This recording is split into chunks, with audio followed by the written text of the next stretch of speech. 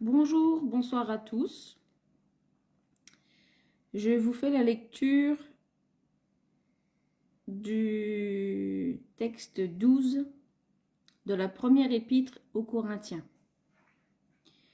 Je vous fais comme d'habitude la lecture et le lien initiatique que j'en fais.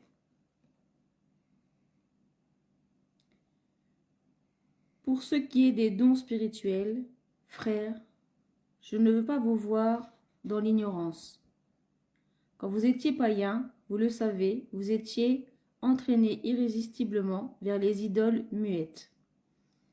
C'est pourquoi je vous le déclare, personne parlant avec l'Esprit de Dieu ne dit anathème à Jésus.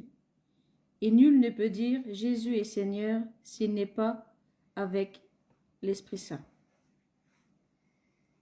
Il y a, certes, diversité de dons spirituels, mais c'est le même Esprit. Diversité de ministères, mais c'est le même Seigneur. Diversité d'opérations, mais c'est le même Dieu qui opère tout en tous. À chacun, la manifestation de l'Esprit est donnée en vue du bien commun. À l'un, c'est un discours de sagesse qui est donné par l'Esprit. À tel autre, un discours de science, selon le même Esprit. À un autre, la foi, dans le même Esprit. À tel autre, les dons de guérison, dans l'unique Esprit. À tel autre, la puissance d'opérer des miracles. À tel autre, la prophétie. À tel autre, le discernement des esprits. À un autre, les diversités de langues. À tel autre, le don de les interpréter.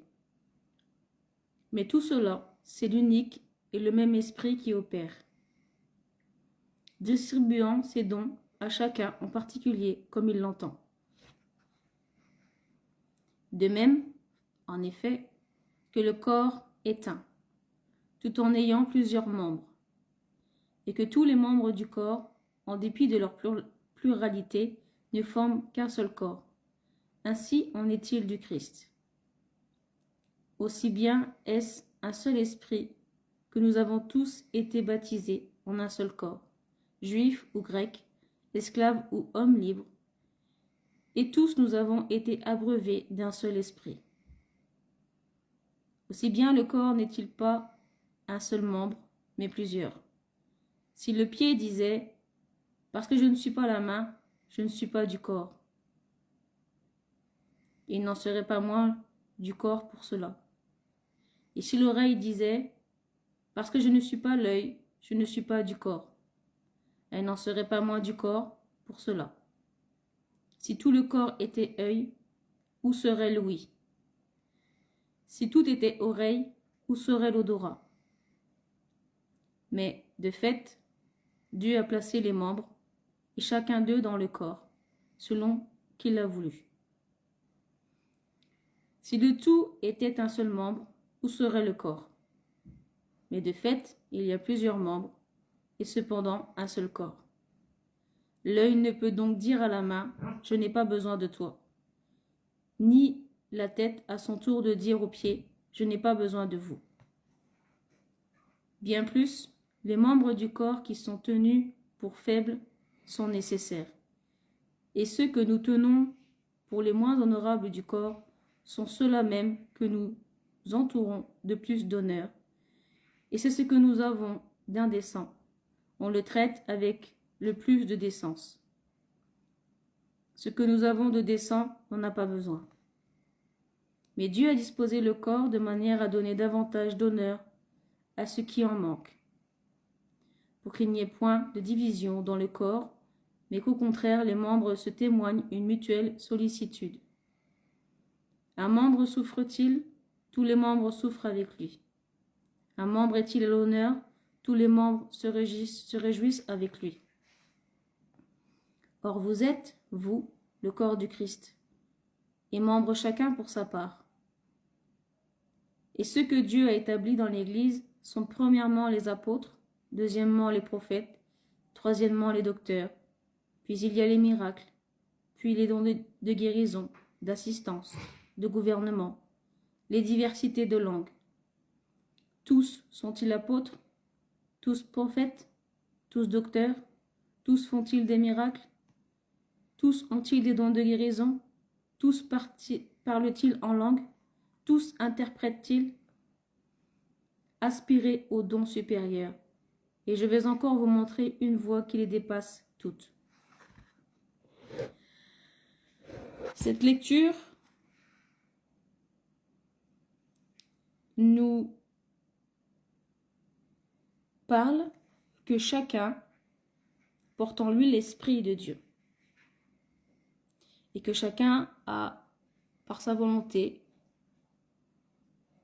le choix d'être l'Esprit de Dieu.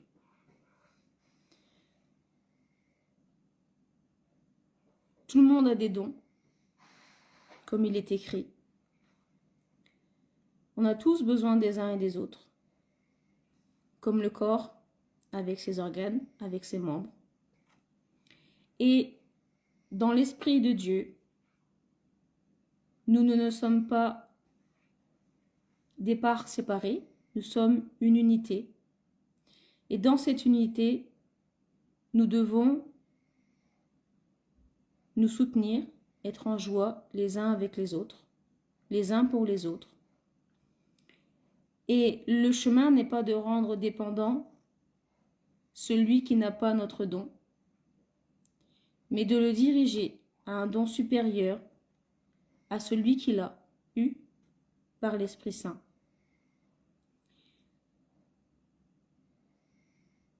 Trouver la lumière, manifester Dieu, c'est montrer le chemin de Dieu à chacun. Et reconnaître, et verbaliser que tout ce qu'on peut avoir en tant que don, quels que soient les dons qui ont été nommés, qui ont été oubliés ici dans la Bible, ils sont dons de Dieu. Et le don, c'est un don de soi. Ça vient du cœur, c'est sans attente. Ça fait partie, c'est une qualité qu'on a à l'intérieur, qui se développe. Et cette qualité ne doit pas rester personnelle. Encore une fois, nous sommes tous enfants de Dieu, nous sommes tous faisant partie d'un corps, d'une unité, et ces qualités se partagent. C'est pour ça qu'il ne faut pas priver les autres de leur capacité à aspirer à des dons supérieurs en leur faisant croire que nous sommes l'unique chemin, par le don que nous avons, de leur apporter ce qui leur manque. Nous ne sommes rien sans Dieu. Et il est dit, personne parlant avec l'Esprit de Dieu ne dit anathème à Jésus. Et nul ne peut dire Jésus est Seigneur s'il n'est avec l'Esprit Saint. Si vous personnalisez vos dons en votre nom, en omettant Dieu, en omettant l'Esprit Saint,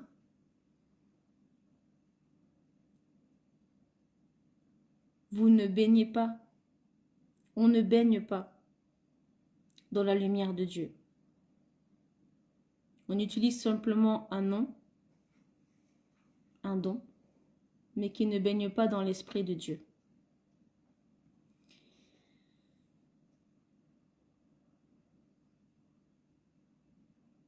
Il faut pas oublier qu'en tant que membre d'un corps, membre de ce monde, encore une fois, nous avons besoin des uns et des autres. Que si vous êtes une main, vous avez besoin du pied. Si vous êtes un œil, vous avez besoin de l'oreille. Et inversement. et pour tous les organes, tous les membres du corps. Et nous ignorons à quelle place nous sommes les uns et les autres. Nous ignorons, ça c'est le mystère de la vie, le mystère de Dieu qui doit rester. Où est la place de chacun? Où Dieu a placé les dons en chacun? Et puisque nous n'avons pas cette connaissance, nous ne devons pas être dans le jugement du don de l'autre et de lui priver ce don. Il nous tient en tant que corps de faire grandir les membres, de leur permettre de faire vivre leurs dons, de donner vie à leurs dons. Parce que chacun en nous, chacun de nous, a à apporter à l'autre. Alors, même quand il s'agit de soins, même quand il s'agit de guérison, même quand il s'agit de prophétie, qui sont des choses qui semblent inaccessibles pour certaines personnes, pardon, il ne faut pas fermer la porte. Car il est écrit « Aspirez aux dons supérieurs » et je vais encore vous montrer une voie qui les dépasse toutes. Donc il est vraiment important, si on choisit le chemin de Dieu, si on choisit le chemin de Jésus, de l'Esprit Saint, on ne peut pas renier ses membres. Et en ce sens, on nourrit l'autre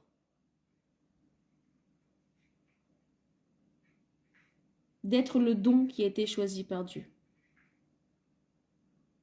Et on lui donne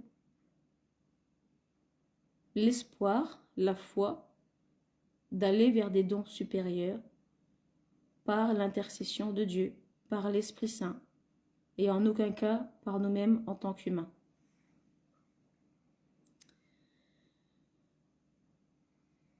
C'est une forme de charité. La charité, c'est de traiter l'autre comme soi-même.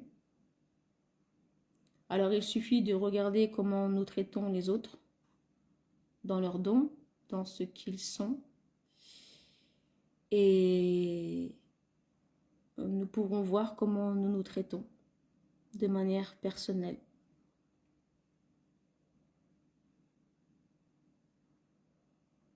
Tout ce qui est donné par Dieu peut être repris par Dieu.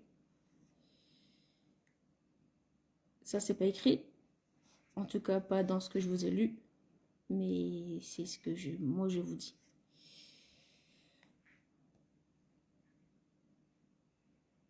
Voilà, je vous souhaite d'en faire des bons fruits, de réfléchir à cela et de ne pas oublier que vous êtes un don de la vie et que vous avez vous-même aussi à donner, à transmettre, à faire en tant que membre, et qu'il ne faut pas vous rendre dépendant du don de quelqu'un d'extérieur, parce que ce quelqu'un d'extérieur fait partie de vous en tant que membre. Et si vous le reconnaissez comme étant un membre, vous pouvez communiquer et vous servir de ce don en charité. Merci pour votre écoute et à bientôt.